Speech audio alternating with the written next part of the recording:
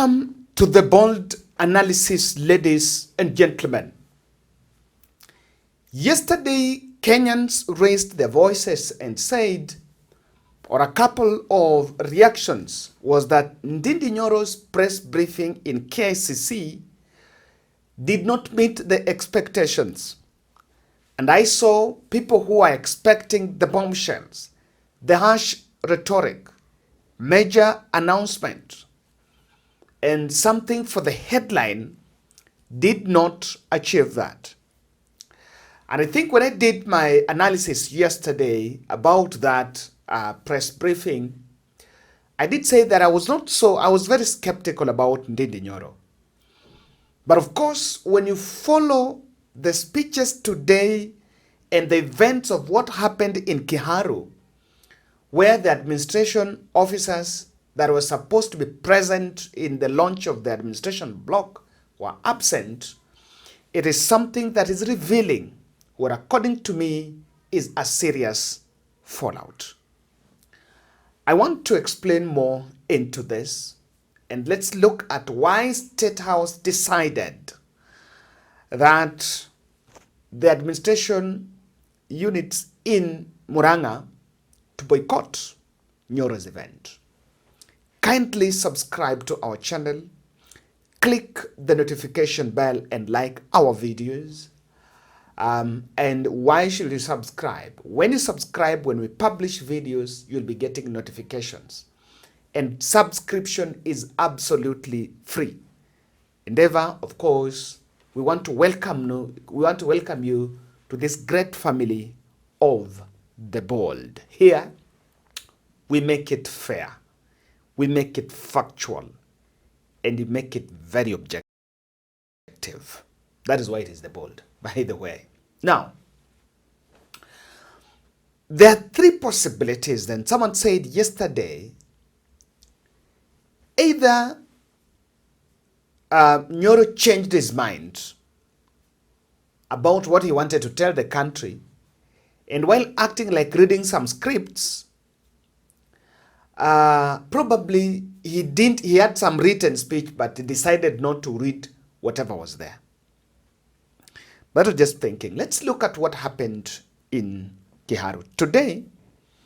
And I paid attention to the event, that what he was going to do next. The Kiharu member of parliament went to launch administration blocks in Kiharu. I think it's called Kiharu East. I know all of you remember this building that had been trending for a couple of days ago.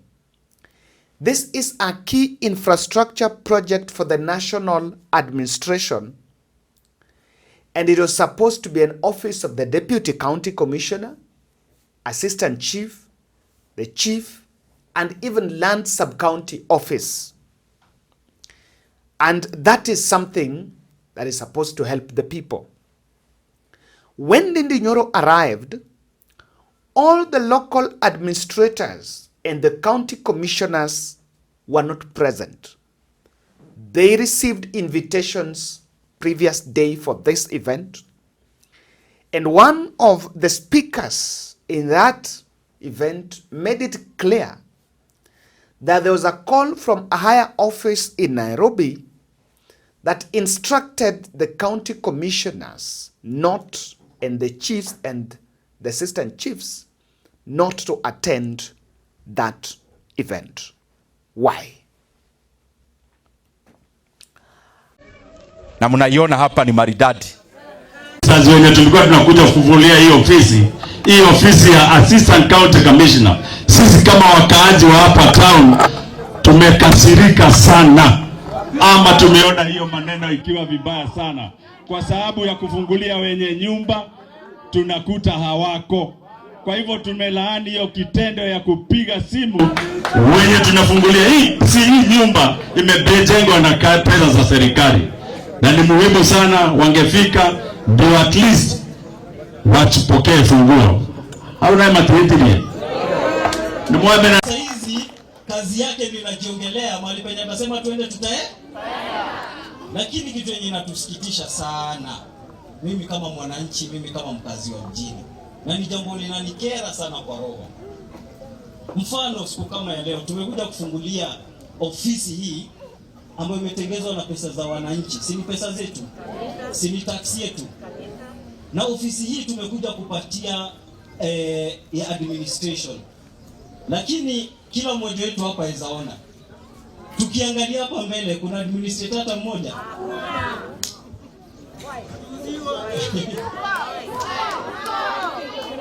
Good question, why? Lakini hatuta fault administrators wetu. Tunajua kazi zingine ni ukiambiwa fanya hivi unasema yes sir. Si ndio? Kuna kazi ukipatiwa order unasema yes sir. Sasa swali ni katika jambo la maendeleo. Mbona jambo la maendeleo liletwe mambo kama hayo? Tunajua sasa mmeanza kuhangaisha mheshimiwa wetu Dede Nyoro. Simu imetoka Nairobi ati akikuja kufungua ofisi ya ACC, the administration wamefika kwa hii eneo. Sijui ni makosa. Lakini tunawaelezea wamlinde, wakose kumlinda, sisi tuko na yeye. Sio? Wakati mwingine waligusa mtu, lakini sasa wameguza eneo. Atiguo? Leo ndio kama hutetia modo, no leo ni mahutia ke? Mahutia nyumba.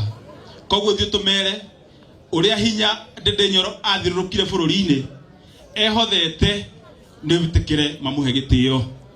Na twirere mheshimiwa Dede Nyoro no ko ndararirikana. Muthenya tawo muthi thiko igere hituku niguo muthenya uria anyititwo na anyiteirwo haria murimo. Mwenya tawo mo? Koguo macio ni makinya ma mundu murathi. Kwa hivyo tuwaambie sisi tuko nyuma ya mheshimiwa Dede Nyoro na nyuma yake hatu ngotoki hata kidogo. Sidio? Situinue mikono hivi tumbariki. And I agree with what there is a speaker there who have said that is not a project.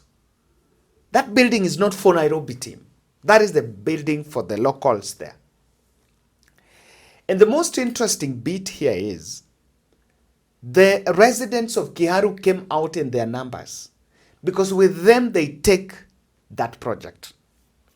So let me tell you one of the reservations of what is happening. It is reported that the president's team had earmarked that project to be one of the projects to be launched by the president when the president makes the Muran'ga tour. And let me show you, the CDF were allowed to get in this place, and the event, the building that was launched by Ndindi Nyoro, Ndindi Nyoro became more tactical by himself launching this to take the credit needed. I have been saying in this channel that MPs who are donating the CDF projects for the president to launch so that it appears like some president's event, some president's project, are actually depriving their constituencies of very serious. You should not take president to allow you to launch your projects. Launch your project so that when the president is coming, let him come with something new. I saw it in Nairobi here, where the president goes to launch some school that was built by, a school that is built by an MP, some classrooms, then says, I'm going to add 10. Some don't even come to fruition.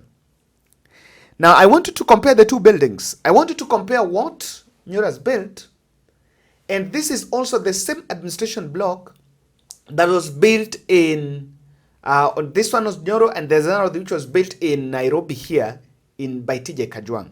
But why do you think the State House team are sabotaging that project by Nyoro? I want to explain that, but before that, just listen to how Ndindi Nyoro responded to that situation. Na ndio mimi mkanieleza mkinilea ni vizuri na heshimu watu wote. Na ndio maana hata muhula yangu ya kwanza hata kama tulifanya siasa ambayo ilikuwa very high octane, hata kama we were criticizing government, nilijaribu sana nisitukane mtu. Criticizing sio kutukana, sio. Na kwa hivyo hata saa hii mimi nikiwa mbunge wa Kiharu, mimi nitaendelea kuheshimu watu, lakini isikuja siku moja mtu aone heshima anapewa afikirie watu wako na uoga.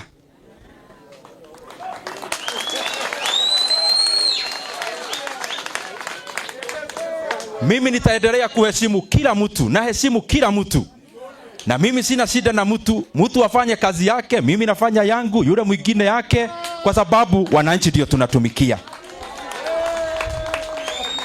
Lakini kitu moja naona hakuna haja ya kufanya ni unarusha hii maneno na mimi narusha hii. Hata tukirushiana maneno haitasaidia wananchi wa kwako, haitasaidia wananchi wa kwetu, na kana hiyo pia haitakumbukwa miaka ambayo inakuja. Ile itakumbukwa ni ile kazi ambayo tunafanya.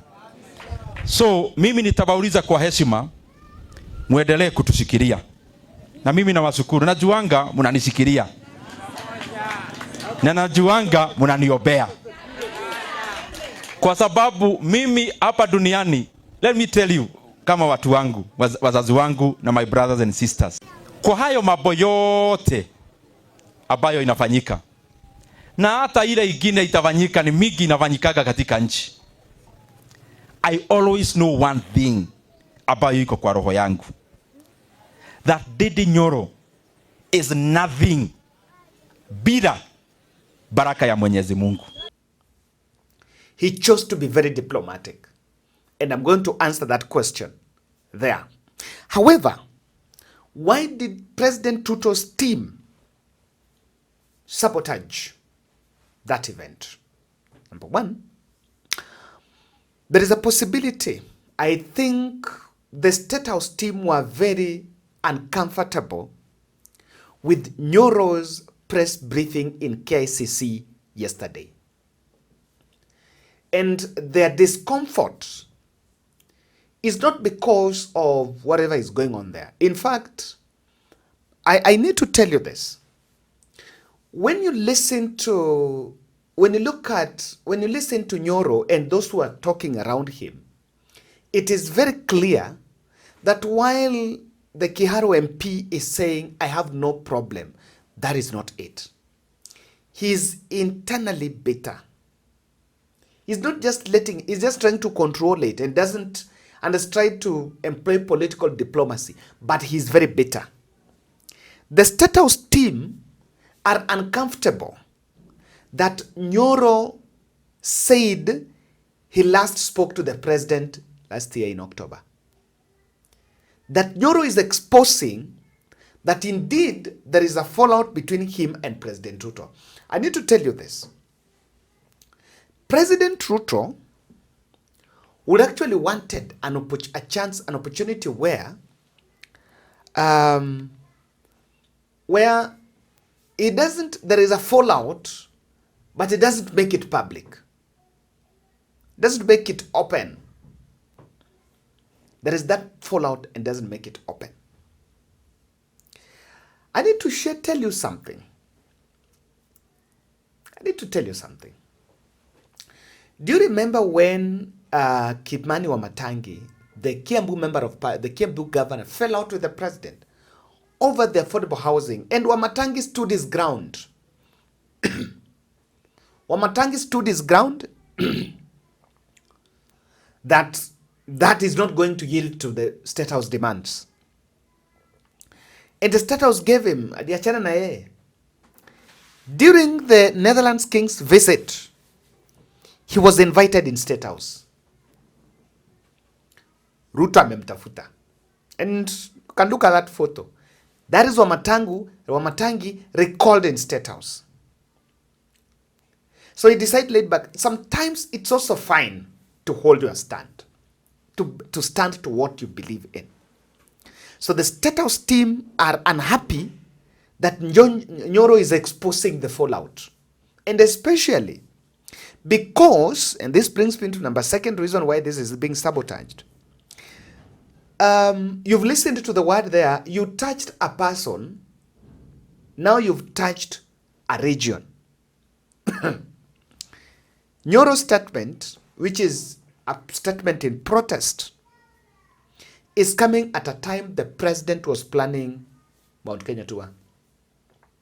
I know most of you remember that. He was in State House the other day, and he said he's planning to go to launch Mawar or something.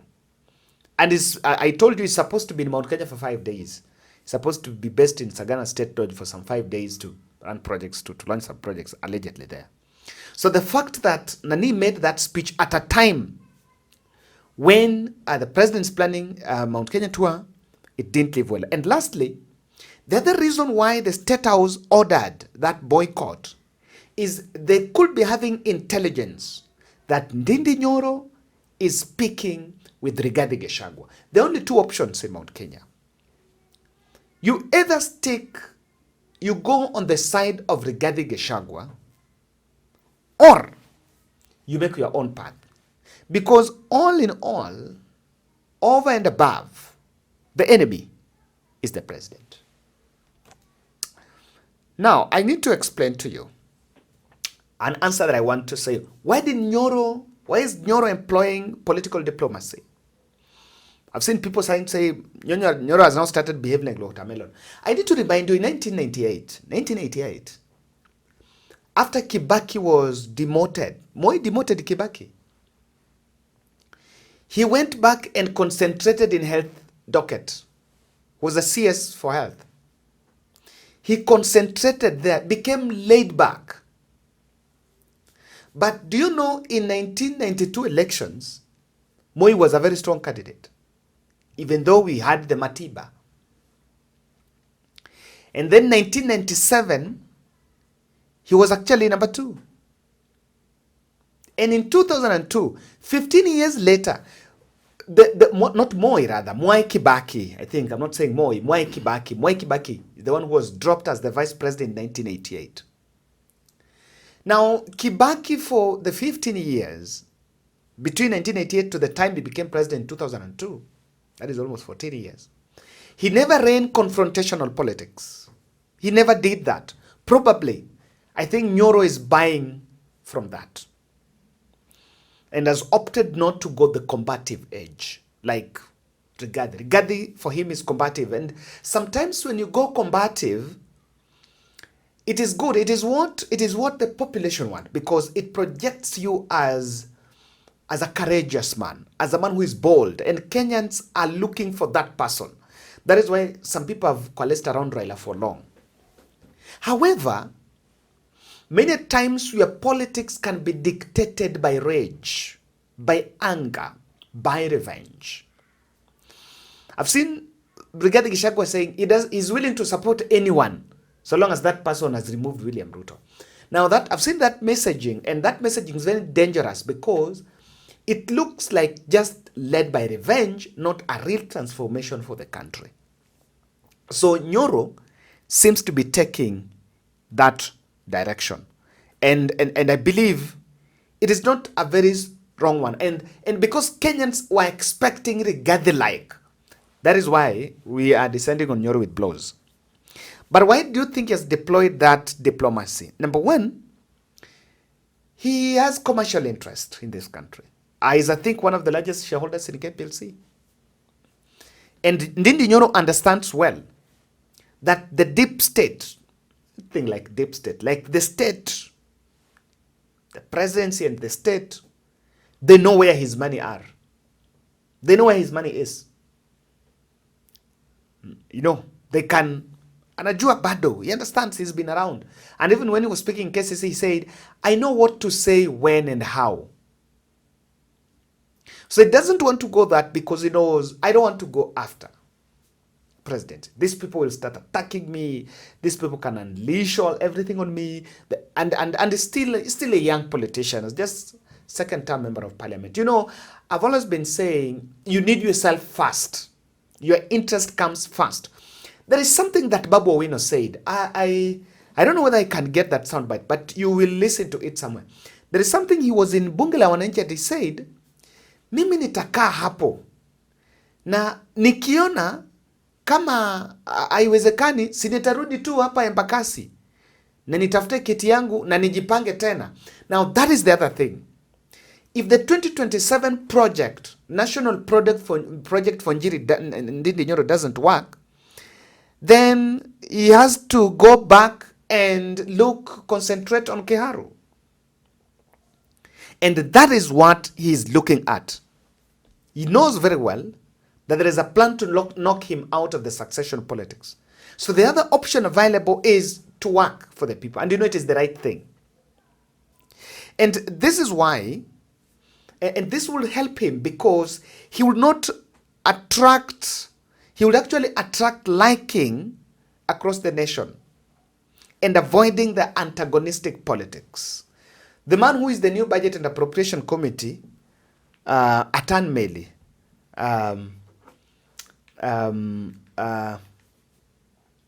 Samuel Atandio Nunga, my member of parliament, when they hear what the way Ndindi is saying, is also a Kenyan, can get it. That is the nationalistic language. What Ndindi Nyoro understands is this, and I would want to cap it here. I don't want to go more into that, but I'll get some time and explain it. What Ndindi Nyoro is seeing is there is an effort also to reduce them to the narrow spaces of Mount Kenya. No one would want someone from Mount Kenya to have a national image. And so when you start attacking others, you will now fall in the category of those who are just doing it because it is not them.